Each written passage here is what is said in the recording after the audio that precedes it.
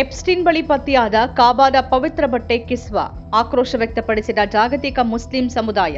ಲೈಂಗಿಕ ಅಪರಾಧಿ ಹಾಗೂ ಮಕ್ಕಳನ್ನ ಶೋಷಿಸಿದ ಜಫ್ರಿ ಎಪ್ಸ್ಟೀನ್ಗೆ ಸಂಬಂಧಪಟ್ಟ ಅಮೆರಿಕ ನ್ಯಾಯ ಇಲಾಖೆಯ ಇತ್ತೀಚಿನ ದಾಖಲೆಗಳ ಬಿಡುಗಡೆ ಜಾಗತಿಕ ಮುಸ್ಲಿಂ ಸಮುದಾಯದಲ್ಲಿ ತೀವ್ರ ಆಕ್ರೋಶಕ್ಕೆ ಕಾರಣವಾಗಿದೆ. ಬಿಡುಗಡೆಯಾದ ಫೈಲ್ಗಳಲ್ಲಿ ಇರುವ ಚಿತ್ರವೊಂದರಲ್ಲಿ ಎಪ್ಸ್ಟೀನ್ ಯುನೈಟೆಡ್ ಅರಬ್ ಎಮಿರೇಟ್ಸ್ನ billionaire Sultan Ahmed bin Sulayem ಅವರನ್ನ ಭೇಟಿಯಾಗುವ ವೇಳೆ ಕಿಸ್ವಾ ಅಂತ ಕರೆಯಲ್ಪಡುವ ಕಾಬಾದ ಮೇಲೆ ಹಾಕುವ ಪವಿತ್ರ ಬಟ್ಟೆಯ ತುಣುಕನ್ನ ನೆಲದ ಮೇಲೆ ಇಟ್ಟಿರೋದು ಕಾಣಿಸುತ್ತೆ. ಚಿತ್ರದಲ್ಲಿ ಇಬ್ಬರೂ ಆ ಬಟ್ಟೆಯ ಮೇಲೆ ನಿಂತಿರುವಂತೆ ಕಾಣ್ತಾರೆ. ಈ ಚಿತ್ರವನ್ನ 2014ರಲ್ಲಿ ಕಳಿಸಲಾದ ಇಮೇಲ್ಗೆ ಲಗತ್ತಿಸಲಾಗಿತ್ತು ಅಂತ ದಾಖಲೆಗಳು ತಿಳಿಸಿವೆ. ಇದೇ ವೇಳೆ 2017ರ ಪ್ರತ್ಯೇಕ ಇಮೇಲ್ ಸಂವಹನಗಳಲ್ಲಿ ಮಕ್ಕಾದಿಂದ ಅಮೆರಿಕಕ್ಕೆ ಕಿಸ್ವಾದ 3 ತುಣುಕುಗಳನ್ನು ರವಾನಿಸಿದ ವಿವರಗಳು ಉಲ್ಲೇಖಗೊಂಡಿವೆ.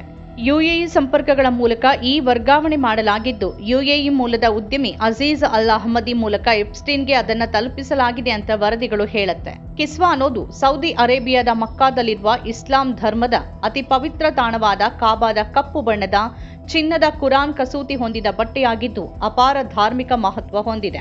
ಐತಿಹಾಸಿಕ ಹಾಗೂ ಧಾರ್ಮಿಕ ಮಹತ್ವ. ಇಸ್ಲಾಮಿಕ್ ಹೊಸ ವರ್ಷ ಆರಂಭವಾಗುವ ಮೊಹರಂ ತಿಂಗಳ ಸಂದರ್ಭದಲ್ಲಿ ಕಿಸ್ವಾವನ್ನ ಪರಂಪರೆಯಂತೆ ಪ್ರತಿ ವರ್ಷ ಬದಲಿಸಲಾಗುತ್ತೆ. ಹಿಂದಿನ ವರ್ಷದ ಕಿಸ್ವಾವನ್ನ ಕಟ್ಟುನಿಟ್ಟಿನ ಧಾರ್ಮಿಕ ಮಾರ್ಗಸೂಚಿಗಳ ಅಡಿಯಲ್ಲಿ ಸಂರಕ್ಷಿಸಲಾಗ್ತಾ ಇದ್ದು, ಕೆಲವೊಮ್ಮೆ ಆಯ್ದ ವ್ಯಕ್ತಿಗಳು ಅಥವಾ ಸಂಸ್ಥೆಗಳಿಗೆ ಮಾತ್ರ ವಿತರಿಸಲಾಗುತ್ತೆ. ಮಕ್ಕಾದ ತವಾಫ್ ಸಂದರ್ಭದಲ್ಲಿ ಲಕ್ಷಾಂತರ ಯಾತ್ರಿಕರು ಕಿಸ್ವಾವನ್ನ ಸ್ಪರ್ಶಿಸೋದನ್ನ ಆಧ್ಯಾತ್ಮಿಕ ಅನುಭವ ಅಂತ ಪರಿಗಣಿಸ್ತಾರೆ. ಕಿಸ್ವಾದ ತುಣುಕುಗಳನ್ನ ಸಾಮಾನ್ಯ ವಸ್ತುಗಳಿಗಿಂತ ಆಶೀರ್ವಾದ ಅಂತ ನೋಡುವ ಪದ್ಧತಿ ಇಸ್ಲಾಮಿಕ್ ಸಂಪ್ರದಾಯದಲ್ಲಿ ಇದೆ. ಹೊಸದಾಗಿ ಬಹಿರಂಗಗೊಂಡ ದಾಖಲೆಗಳ ಪ್ರಕಾರ 2017ರ ಆರಂಭದಲ್ಲಿ ಕಿಸ್ವಾದ 3 ತುಣುಕುಗಳನ್ನ ಎಪ್ಸ್ಟೀನ್ಗೆ ರವಾನಿಸಲಾಗಿದೆ. ಅಂತಾರಾಷ್ಟ್ರೀಯ ವಿಮಾನ ಸರಕು ಸಾಗಣೆಯ ಮೂಲಕ ಕಳಿಸಲಾದ ಆ ವಸ್ತುಗಳನ್ನ ಕಸ್ಟಮ್ಸ್ ದಾಖಲೆಗಳಲ್ಲಿ ಕಲಾಕೃತಿ ಅಂತ ಗುರುತಿಸಲಾಗಿದೆ ಅಂತ ತಿಳಿದು ಬಂದಿದೆ. ಯುಎಇ ಮೂಲದ ಉದ್ಯಮಿ ಮತ್ತು ಸೌದಿ ಮಧ್ಯವರ್ತಿಯ ನಡುವಿನ ಸಂವಹನಗಳಲ್ಲಿ ಈ ವರ್ಗಾವಣೆಯ ವಿವರಗಳು, ಇನ್ವಾಯ್ಸ್ಗಳು, ಕಸ್ಟಮ್ಸ್ ದಾಖಲೆಗಳು ಹಾಗೂ ಇತರ ವಿವರಗಳು ಸೇರಿದ್ವು.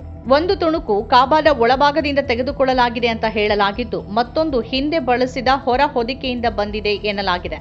3ನೇ ತುಣುಕು ಅದೇ ಸಂಪ್ರದಾಯದಂತೆ ತಯಾರಿಸಲ್ಪಟ್ಟಿದ್ದರೂ ಬಳಸಲಾಗಿಲ್ಲ ಅನ್ನೋ ಮಾಹಿತಿಯೂ ದಾಖಲೆಗಳಲ್ಲಿ ಉಲ್ಲೇಖವಾಗಿದೆ. ಚಿತ್ರ ಬಹಿರಂಗವಾದ ಬಳಿಕ ಸಾಮಾಜಿಕ ಮಾಧ್ಯಮಗಳಲ್ಲಿ ಮುಸ್ಲಿಂ ಸಮುದಾಯದ ಅಸಮಾಧಾನ ತೀವ್ರಗೊಂಡಿದೆ.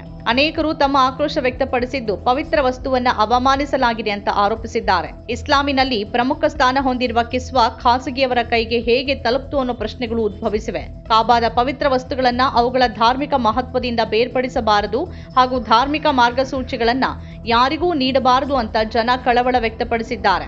ಈ ಘಟನೆ ಧಾರ್ಮಿಕ ಭಾವನೆಗಳ ಗೌರವ, ನೈತಿಕ ಹೊಣೆಗಾರಿಕೆ ಹಾಗೂ ನಿಯಂತ್ರಣ ವ್ಯವಸ್ಥೆಗಳ ಬಗ್ಗೆ ವ್ಯಾಪಕ ಚರ್ಚೆಗೆ ಕಾರಣವಾಗಿದೆ. ಎಪ್ಸ್ಟೀನ್ ಫೈಲ್ಸ್ ಬಹಿರಂಗವಾಗಿದ್ದರೂ ಹಲವು ಪ್ರಶ್ನೆಗಳು ಇನ್ನೂ ಉತ್ತರಿಸದಂತೆಯೇ ಉಳಿದಿದೆ. ಎಪ್ಸ್ಟೀನ್ ಮತ್ತು ಕಿಸ್ವಾ ಸಾಗಾಣೆಯಲ್ಲಿ ತೊಡಗಿದ್ದ ಮಧ್ಯವರ್ತಿಗಳ ನಡುವಿನ ನಿಖರ ಸಂಬಂಧ ಸಾಧ್ಯವಾಗಿಲ್ಲ. ಈ ಕುರಿತು ಸೌದಿ ಹಾಗೂ ಯುಎಇ ಅಧಿಕಾರಿಗಳಿಂದ ಯಾವುದೇ ಅಧಿಕೃತ ಸ್ಪಷ್ಟೀಕರಣ ಹೊರಬಂದಿಲ್ಲ.